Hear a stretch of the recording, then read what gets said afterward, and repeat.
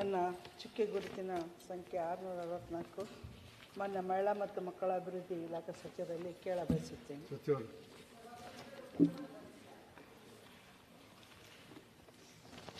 ಸಭಾಪತಿಗಳೇ, ಸಚಿವರು ನೀಡಿದಂಥ ಮಾಹಿತಿಗಳು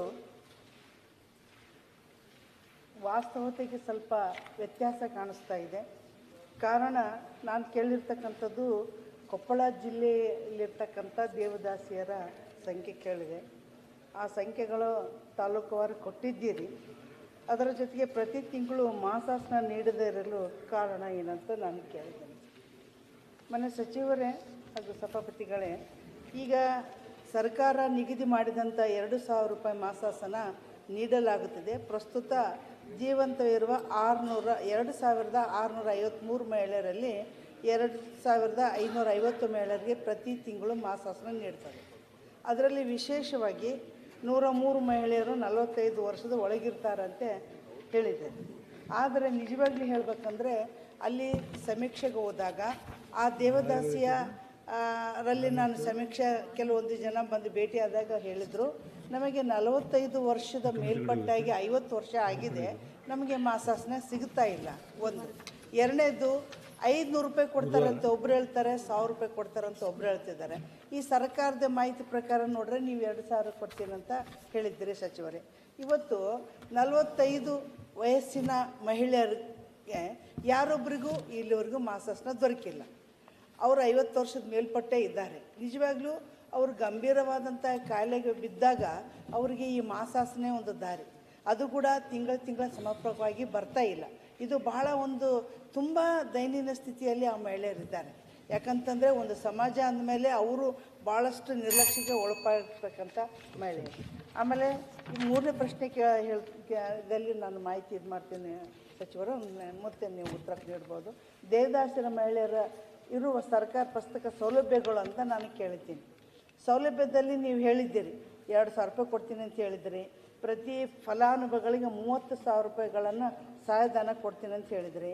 ಮತ್ತು ಮಾಜಿ ದೇವದಾಸಿಯರ ವಸತಿ ಯೋಜನೆ ಸಮೀಕ್ಷೆಯಲ್ಲಿ ಗುರುತಿಸಿದ್ದಾರೆ. ಅವರು ಇವತ್ತು ಈ ನಿವೇಶನ ಹೊಂದಿದ್ದಾರೆ. ಪ್ರತಿ ಗ್ರಾಮೀಣ ಪ್ರದೇಶದಲ್ಲಿ 1,75,000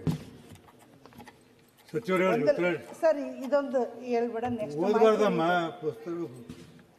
ಸಭಾಪತಿಗಳೇ, ಮಾನ್ಯ ಸದಸ್ಯರ ಕಾಳಜಿಗೆ ನಾನು ಅಭಿನಂದನೆಯನ್ನು ಸಲ್ಲಿಸ್ತೀನಿ.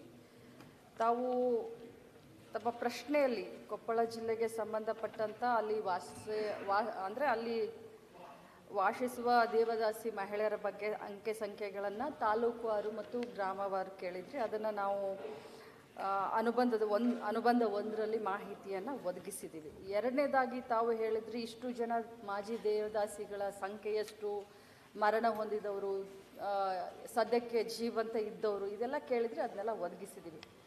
ತಮ್ಮ ಒಂದು ಪ್ರಶ್ನೆ 45 ವರ್ಷ ಮೇಲ್ಪಟ್ಟಂಥವರು ಇನ್ನೂ ಉಳ್ಕೊಂಡಿದ್ದಾರೆ, ಅವರ ಸಮೀಕ್ಷೆಯನ್ನು ಕರೆಕ್ಟಾಗಿ ಮಾಡಿಸಿ ಅವ್ರಿಗೂ ಕೂಡ ಸರ್ಕಾರದಿಂದ ಬರುವಂಥ ಏನು 2,000 ರೂಪಾಯಿ ಇದೆ ಅದು ಮಾಸಾಸನ ಹೋಗಲಿ ಅಂತ ಹೇಳಿ ಖಂಡಿತವಾಗ್ಲೂ ತಾವು ನಮ್ಮ ಗಮನಕ್ಕೆ ತಂದಿದ್ದೀರಾ. ಆ ರೀತಿ ಸಮೀಕ್ಷೆಯಿಂದ ಏನಾದರೂ ಉಳ್ಕೊಂಡಂಥ ಏನಾದರೂ ದೇವದಾಸಿಯರಿದ್ದರೆ ಇನ್ನೊಮ್ಮೆ ನಮ್ಮ ಇಲಾಖೆ ವತಿಯಿಂದ ಇನ್ನೊಮ್ಮೆ ನಾವು ಸಮೀಕ್ಷೆನ ಕೊಪ್ಪಳ ಜಿಲ್ಲೆಗೆ ಸಂಬಂಧಪಟ್ಟ ಹಾಗೆ ಮಾಡಿಸ್ತೀವಿ.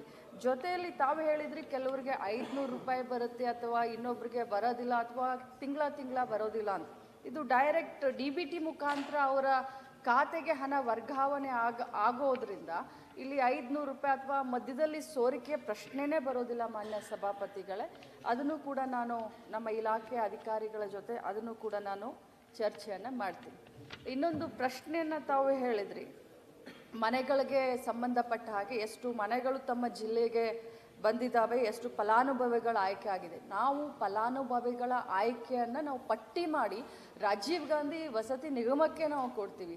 ಅಲ್ಲಿಂದ DC ಅವರು ಮತ್ತು CO ಜಿಲ್ಲಾ ಪಂಚಾಯತ್ CO ಅವರು ಆಯ್ಕೆ ಮಾಡ್ತಾರೆ. ಫಲಾನುಭವಿಗಳ ಪಟ್ಟಿಯನ್ನು ನಾವು ಕೊಟ್ಟಂಥ ಸಂದರ್ಭದಲ್ಲಿ ಯಾರು ಅರ್ಹರಿದ್ದಾರೆ, ಅರ್ಹರಂದರೆ ತಮಗೆ ಗೊತ್ತು, ಅವರು ಬೇರೆ ಯೋಜನೆಯಲ್ಲಿ ಅವರು ಮನೆಗಳನ್ನು ಪಡೆದಲೇ ಇದ್ದಂಥವ್ರು ಇರಬಹುದು. ಅಂಥವ್ರನ್ನ ಅವರು DC ಅವರು ಮತ್ತು COಗಳು ಪಟ್ಟಿ ಮಾಡಿ ರಾಜೀವ್ ಗಾಂಧಿ ವಸತಿ ನಿಗಮಕ್ಕೆ ಕೊಟ್ಟಾಗ ಆ ಮನೆಗಳನ್ನು ಮಂಜೂರು ಮಾಡ್ತೀವಿ. ಅದು ಗ್ರಾಮೀಣ ಪ್ರದೇಶಕ್ಕೆ ಒಂದು